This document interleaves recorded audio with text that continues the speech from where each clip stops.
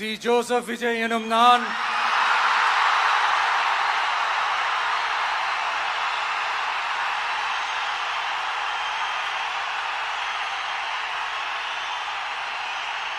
சட்டப்படி அமைக்கப்பெற்ற